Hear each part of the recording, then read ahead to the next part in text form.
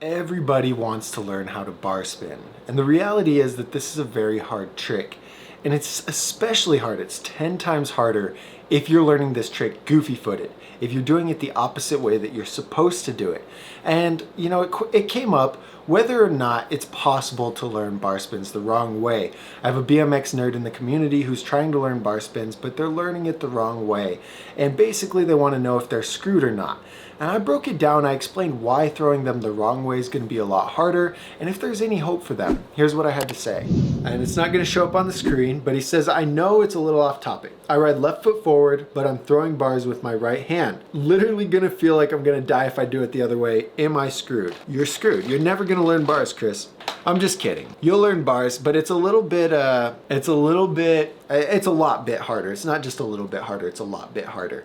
So I'm gonna try and explain with my fingers and this bike, all right? So this is a BMX bike, and let's say you're standing like this. We're standing, bro, focus on the bike. Focus on the bike. Moral of the story, okay? When you're throwing towards your forward foot, the way you're supposed to, you're throwing it like this, and the bike stays for the most part. The bike's gonna stay level, you're pinching your seat, and your bars are gonna come around just fine. When you throw it towards your back foot, wait. The reason that it stays level when you throw it towards your front foot, the reason that it stays level is because your back foot back here is holding the frame in place. So your back foot's holding the frame in place so the frame can't dip. Now when you throw it towards your back foot, your front foot's all the way up here, and your front foot's way up here. And so when you throw it towards your back foot, your bike dips because your foot isn't in place to hold the frame. And so the bars are gonna spin, the bike's gonna dip like this, and then the bars are gonna come around. And it's a natural thing. If you do opposite bars, that's gonna happen. It's a slight dip. You learn how to kind of adjust it. But yeah, throwing towards your back foot, bike dips. It's just a thing that happens. Throwing towards your front foot, bike stays level. And so you're gonna have to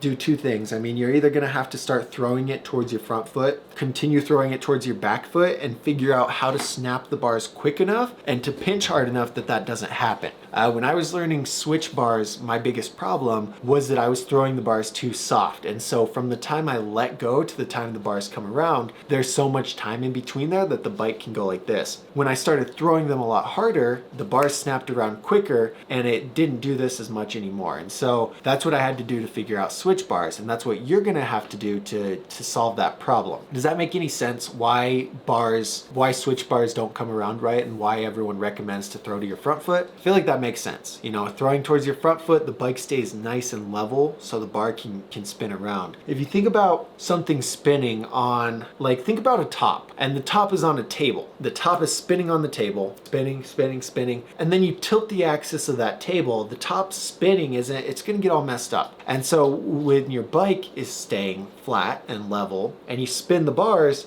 are gonna spin a lot smoother than when they try and spin while your bike's doing this. And so you wanna keep your bike, and that's why everyone says pinch your seat, because it keeps the bike in place so that you can snap the bars. And that's why switch bars are so hard. That's why learning them the wrong way are hard. And but yeah, so there you go. You can learn them fine the way you're doing it, but I promise you it's gonna be a little bit harder. If you feel like you're gonna die, you don't. If you have a question that needs answered, don't forget you can come by the Dougster Bob live stream on Friday at 1 p.m. Mountain Standard Time. I'll be there to answer any BMX question you have and make sure that you're getting started on the right foot. Alternatively, there's a link to my Discord in the description. There's hundreds of knowledgeable BMX riders in there who just want to see you succeed and see you have fun on the bike. If you're not in the Discord, you are a clown. So click that link and join the Discord. We'll see you guys in the next video.